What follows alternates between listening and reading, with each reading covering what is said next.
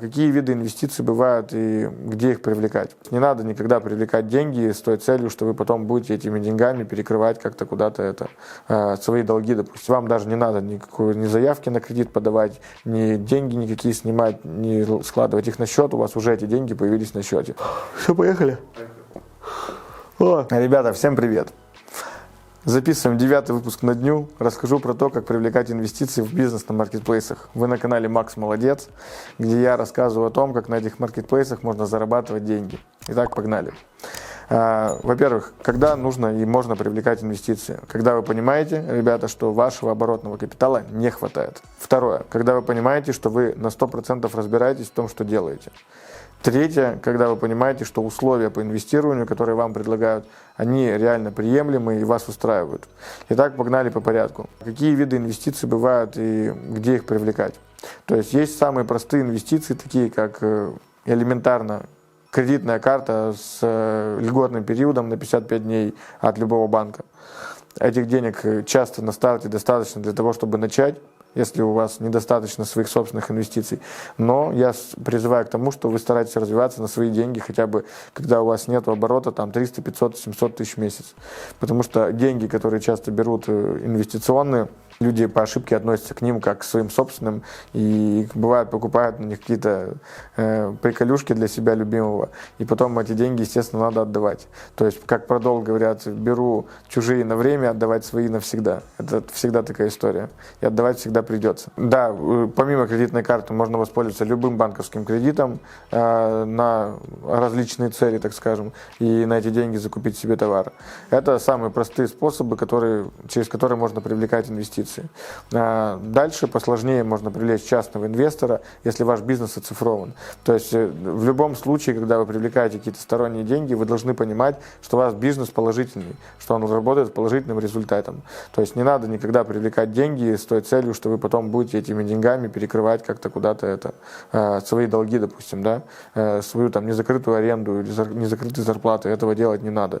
То есть бывают, конечно, такие ситуации, когда вы знаете, что вот-вот у меня есть дебиторка от поставщика или там от контрагента, и вот он мне заплатит, и я все долги отдам свои. Тогда да, это такая ситуация. Но если она другая немного, то, конечно, этого делать не надо. У частных инвесторов деньги, когда вы привлекаете, есть разные типы. Когда у нас инвестор входит в долю от компании, либо когда мы платим ему процент от денег, которые взяли на развитие этого бизнеса.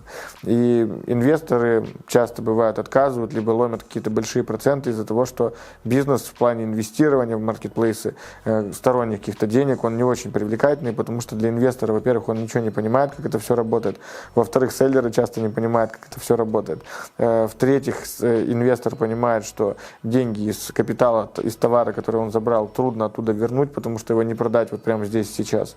И четвертое, если вы торгуете товарами с рынка, либо из Китая, возите их карго и не имеете сертификатов, то это тоже очень рискованные инвестиции, потому что инвестор вас может дать деньги, у вас товар на границе где-нибудь арестуют, либо потом заблокируют карточку, потому что запросили сертификаты, и вы их не выдали.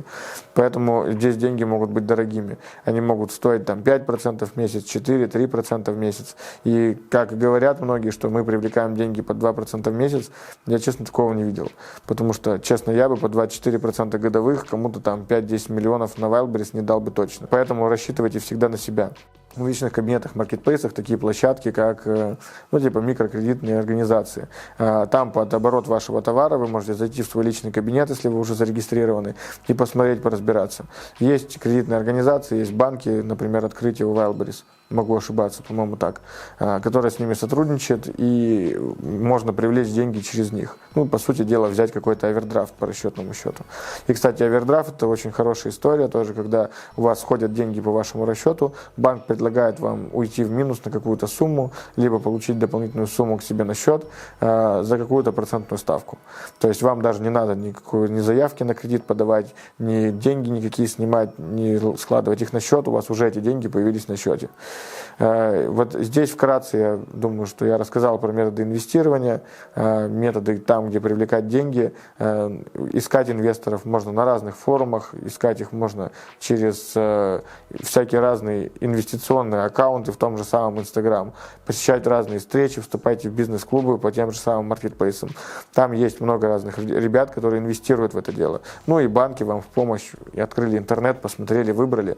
Но, ребята, в том случае, если у вас реально не хватает денег, и бизнес ваш положительный, то есть ситуации, когда вы видите, что у вас дефицит товара, и у вас недополученная прибыль регулярно, и товар ваш, который вы продаете, под который хотите привлекать инвестиции, продается давно, а это не какие-то елки, которые вы хотите купить, и которые вы еще не продавали, тогда да, смело. А в других ситуациях подумайте 10 раз, потому что это очень большая ответственность. Я желаю вам всем хороших продаж, чтобы у вас все было классно, радужно и хорошо, чтобы вы никому не были должны никогда. Ребят, всем классного вечера, дня, ночи. С вами был Макс. Пишите комментарии, на них я отвечаю лично. В описании к этому видео все виды наших услуг, которые мы предоставляем для селлеров, а мы делаем практически все. Ставьте лайки, колокольчики, подписывайтесь на Instagram. Увидимся. Пока-пока.